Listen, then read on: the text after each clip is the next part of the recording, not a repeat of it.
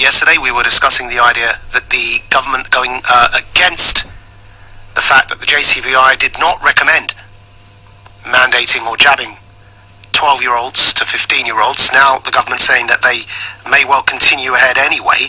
But today the Mail reports that the Health Secretary Sajid Javid plans to extend mandatory vaccines from care home workers now to all NHS staff.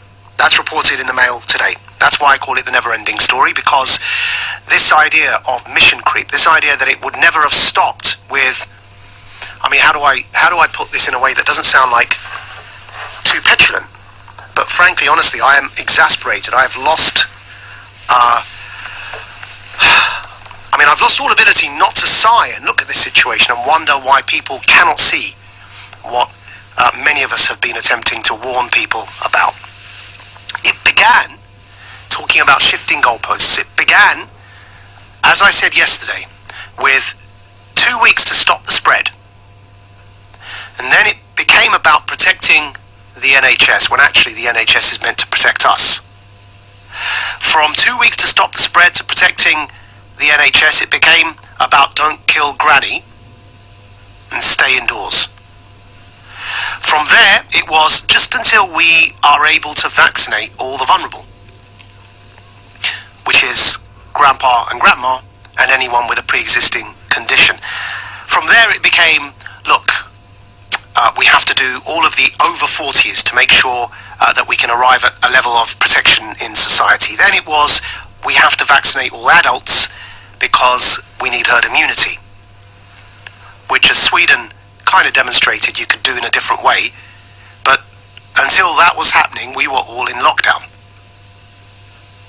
From vaccinating all adults, it became about mandating jabs for care workers to protect the vulnerable.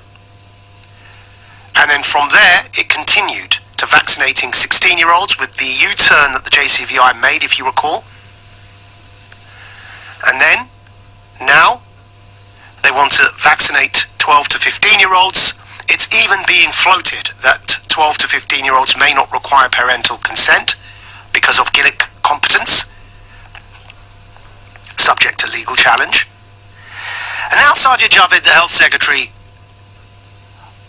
after the less than ceremonial departure of the former Health Secretary, Matt Hancock, arrived on the scene. People thought perhaps he'd be a breath of fresh air, because sensing public opinion turning against government, they lifted lockdown, and yet here he is, marching on against all recommendations of science and deciding that it makes sense to impose mandatory vaccination for all NHS staff. Now, if you think about this, it makes absolutely no scientific, logical sense. It is discriminatory, and there is no logic to it. Why do I say that?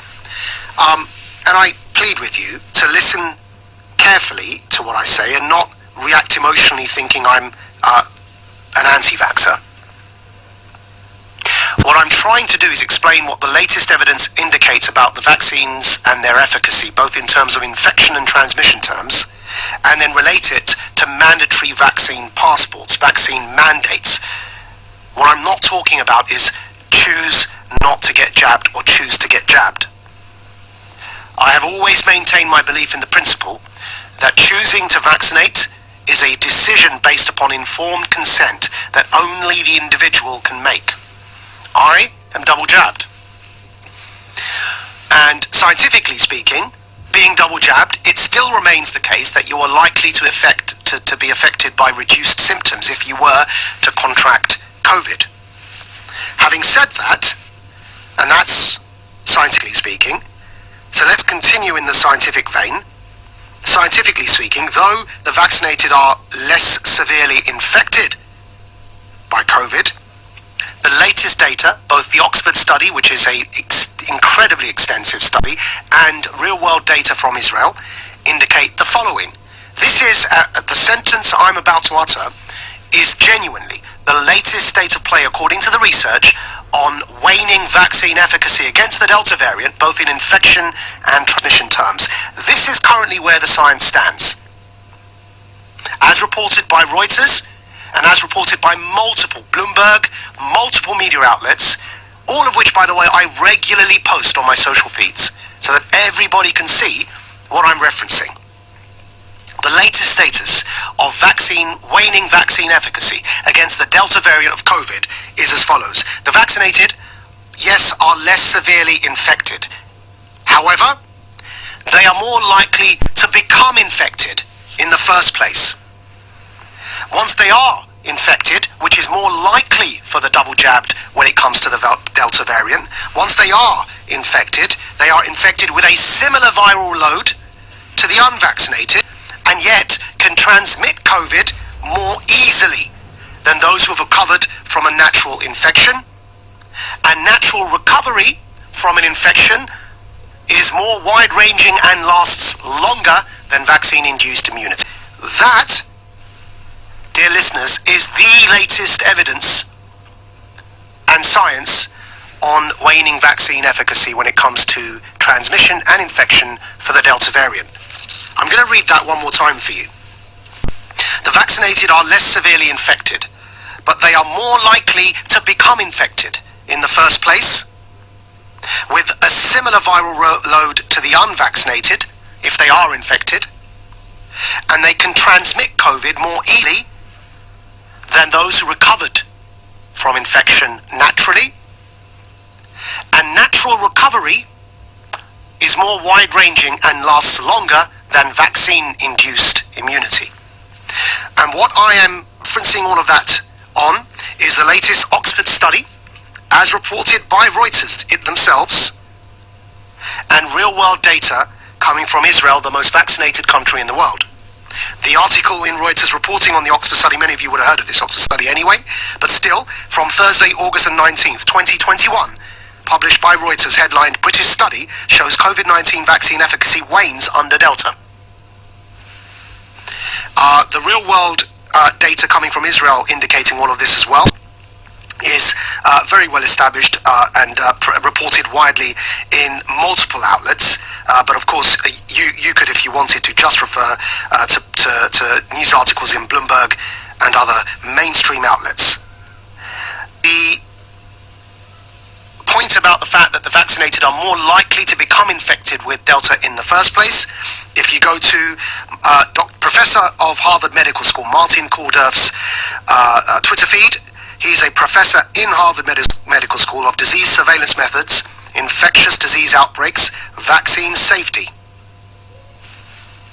He's published a piece from Israel National News, and he's put in the tweet the following sentence: vaccinated people 6.72 times more likely to get infected than those with natural immunity from prior COVID disease. It's difficult for me over radio to fully reference everything I'm saying to you, which is why I urge everybody to go to @MajidNawaz, and I regularly post all these articles on my feeds, on Twitter and on Facebook and on Instagram. The reason I'm being very careful with referencing everything I'm saying to you is because of what I just read to you. The latest state of play when it comes to vaccines is that though the vaccinated are less severely infected, suffer symptoms when they are infected, they are more likely to become infected in the first place with a similar viral load to those who are unvaccinated, yet the double jab can transmit COVID more easily than the unvaccinated, and natural recovery is more wide-ranging and lasts longer than vaccine-induced immunity. That is the latest science. Now, when you hear that, mandated domestic vaccine passports make absolutely no scientific nor logical sense, and then add to that, they are discriminatory, in particular because of the Article 6 of the Universal Declaration on Bioethics and Human Rights, which makes it absolutely clear that consent to any medical treatment can be withdrawn at any time with no negative repercussions whatsoever. That is the state of the science as we now know it. It is unlikely to change. In fact, it's only going to get worse, probably, for the double jabbed when it comes to the ability to transmit Delta. Why? Because as many of us have suspected for a long time, rolling out mass vaccination during a pandemic could likely increase the chances of a vaccine-resistant strain of COVID, which is now known as the Delta variant.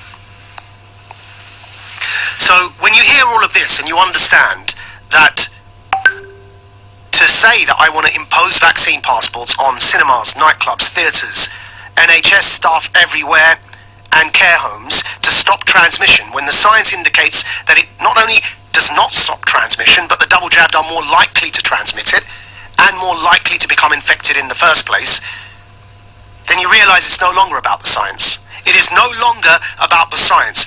That evidence is from Oxford. Oxford, last I checked, is in this country. We don't even need to go to Israel. We can go to that Oxford study. This is all demonstrated here. And so, what's going on? Why are ministers pushing ahead with a mandated domestic vaccine passport, using stopping transmission as the excuse when the science indicates that not only does it not stop transmission, but the vaccinated are more likely to transmit it? Do you think they don't know the science? Do you think that they haven't read these things? Absolutely not. I can guarantee you they're aware of everything I've just said. This is a government we're talking about. Now that leaves me with only one realistic conclusion, and I use the word realistic here deliberately because I don't want to veer off into unfounded territory. The realistic conclusion that I can come to is that this is no longer about health and science, it's about money. It's about conflicts of interest. It's about people that have a vested interest in making sure that all of the big business that is involved in rolling out mandated domestic vaccine passports, from the big tech companies to the big health companies to the big pharmaceutical companies and the revolving door in Westminster, can all continue to be paid at your expense and at the expense of your civil liberties. And the fact is, when I say to you that's the only realistic conclusion, don't take it from me, because think about it, they already knew that this was discriminatory. Do I need to remind you? Just have a listen to Vaccines Minister Nadhim Zahawi prior to this decision being announced in Parliament. No, we're not. And there are several reasons why we're not doing that. One, vaccines are not mandated in this country, as Boris Johnson quite rightly reminded Parliament. That's not how we do things in the UK. We do them by consent. We yet don't know what the impact of vaccines on transmission is, and it would be discriminatory. Of course, you have the evidence that you've been vaccinated held by your GP, and if other countries require you to show proof of that evidence, then that is obviously up to those countries. But we've vaccinated, or we've given the first dose to 11.5 million people, and we have no plan of introducing a vaccine passport. He used the word discriminatory. That's his own words. They understand fully what they are doing because they themselves told us that that would be discriminatory. And yet here we are today with Nadhim Zahawi saying that potentially they will go ahead and vaccinate 12-year-olds, perhaps without your consent, parents.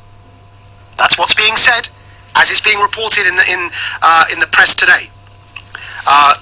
Politics for All reports. I'll just read it for you. 12 to 15-year-olds will be able to override their parents' views on whether to have the COVID jab if they are deemed competent to do so, Nadhim Zahawi has said via Times Radio.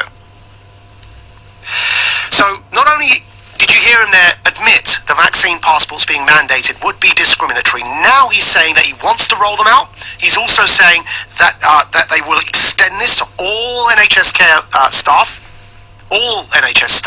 and they may not need your parental consent to jab your 12-year-olds. It started with just 2 weeks to stop the spread. Look where we have ended up. And imagine how long I've been saying to you, where is your red line? When will this stop?